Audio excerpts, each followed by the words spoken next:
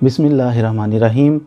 आज हम बात करेंगे, किसी ने क्वेश्चन पुट किया था कि वकला की कुछ अक़साम होती हैं, हमें बहुत ज़्यादा कन्फ्यूजन होती है। कोई एडवोकेट कह रहा है, कोई बैरिस्टर कह रहा है, कोई लॉयर कहता है, कोई जनाब प्रोसिक्यूटर कह रहा है, तो इनमें क्या डिफरेंस है। तो बहुत ही मुख्तसर सा मैं आपको इनके बारे में इंट्रोडक्शन करवा देता हूँ, जो कि लॉयर्स के लिए भी ज़रूरी है कोई इसको जाने समझें और जनरल पब्लिक के लिए भी ये नॉलेज की बात होगी यकीनन।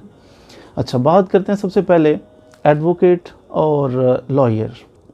जब कोई बंदा एलएलबी की डिग्री ले लेता है, कानून की डिग्री ले लेता है, तो वो बंदा कानूनदान हुआ, वो लॉयर बन गया। लेकिन वो एलएलबी करने के बाद इस काबिल नहीं होता कि किसी के बिहाफ पे वो एज एन एडवोकेट पेश हो सके।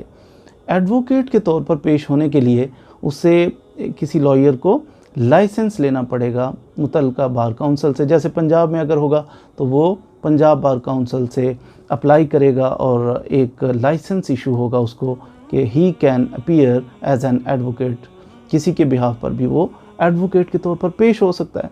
तो ये था लॉयर और एडवोकेट में डिफरेंस। अब बात करते हैं हम, एडवोकेट तो हो गया सिंपल, जिसने पाकिस्तान से लॉ की डिग्री लेने के बाद लाइसेंस हासिल कर लिया पंजाब बार काउंसिल से, तो वो अपीयर हो रहा है जनाब एज एन एडवोकेट।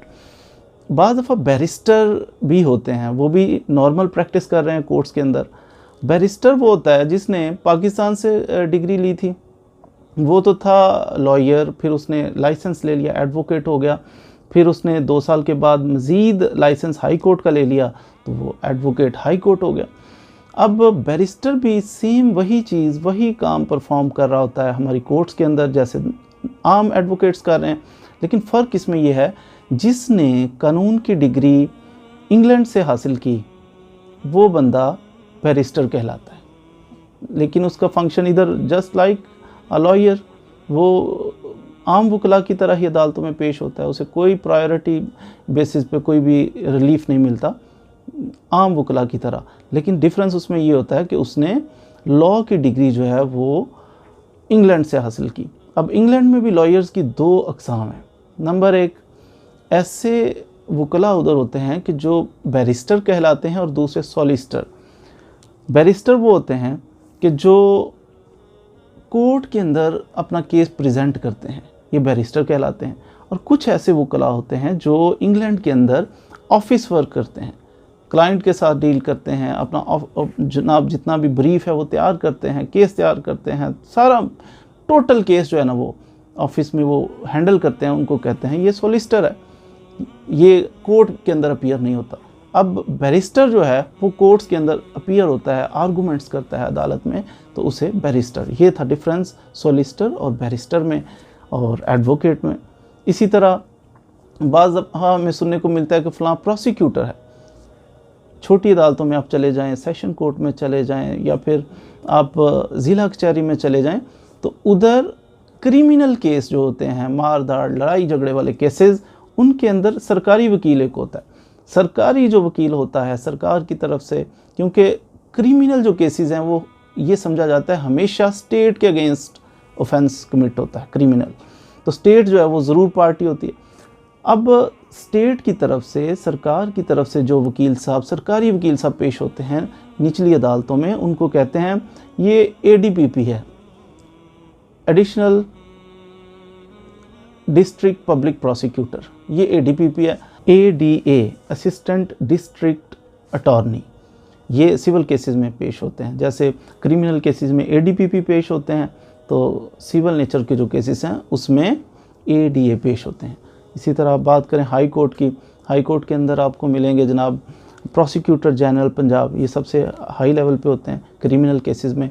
और ये जब गवर्नमेंट कोई आती है तो वो अपने जनाब प्रोसिक्यूटर जनरल को अपॉइंट कर देते हैं। जब गवर्नमेंट जाती है साथ ही चले जाते हैं, नई गवर्नमेंट आती है, नए प्रोसिक्यूटर जनरल पंजाब आते हैं। लेकिन इनके नीचे फिर डीपीजी होते हैं और एपीजी होते हैं, ये परमानेंट बेसिस पे अपॉइंट होते हैं, हाई कोर्ट के अंदर पेश होते हैं। बाज़ केसेस में ये फिर जब सूबाई सतह के ये नुमाइंदे होते हैं, तो यही केसेस अगर सुप्रीम कोर्ट में चले जाएं, जो कि किसी प्रोविंस के अगेंस्ट केस हो, तो उसमें भी ये सुप्रीम कोर्ट में भी पेश होते हैं।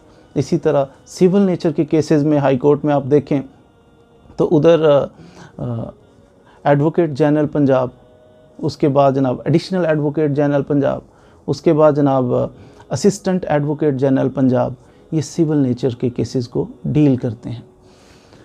यही advocate general Punjab, additional advocate general Punjab और असिस्टेंट एडवोकेट जनरल पंजाब, यही जो पंजाब के लेवल के केसेस हैं सिविल नेचर के, उनमें पेश होते हैं। अगर यही केस चला जाए सुप्रीम कोर्ट में तो यही लोग फिर पहुंच जाते हैं सुप्रीम कोर्ट में। इसी तरह अगर आप देखें फेडरल जो वफाक के केसेस होते हैं तो उनको डील करते हैं attorney general of Pakistan. Attorney general सबसे अपर लेवल पे होते हैं। अटॉर्नी जनरल के बाद जनाब होते हैं डेप्टी अटॉर्नी जनरल, उसके बाद जनाब होते हैं असिस्टेंट अटॉर्नी जनरल। तो ये वफाक के अगेंस्ट अगर कोई केस हो उसमें ये अपीयर होते हैं और स्टेट को ये डिफेंड करते हैं। ये थी कुछ वेरी शॉर्ट मैंने आपको इंट्रोडक्शन करवा दिया कि बैरिस्टर क्या होता है, सोलिसिटर क्या होता है, एडवोकेट क्या होता है, लॉयर क्या होता है, एडीपीपी क्या होता है, जनाब एडीए क्या होता है, और प्रोसिक्यूटर जनरल और डीपीजी क्या होते हैं, एपीजी क्या होते हैं, और इसी के साथ साथ advocate general Punjab, additional advocate general Punjab, assistant advocate general Punjab और अटॉर्नी जनरल ऑफ पाकिस्तान और deputy attorney general of Pakistan, assistant attorney general of Pakistan. ये एक हायरार्की थी जो कि मुख्तलिफ़ अक़साम के नाम आपको सुनने को मिलते हैं। उम्मीद है कि आपने आज के इस लेक्चर से कुछ ना कुछ ज़रूर सीखा होगा। मज़ीद वीडियोज़ के लिए हमारे चैनल को भी सब्सक्राइब कीजिए। Thank you very much.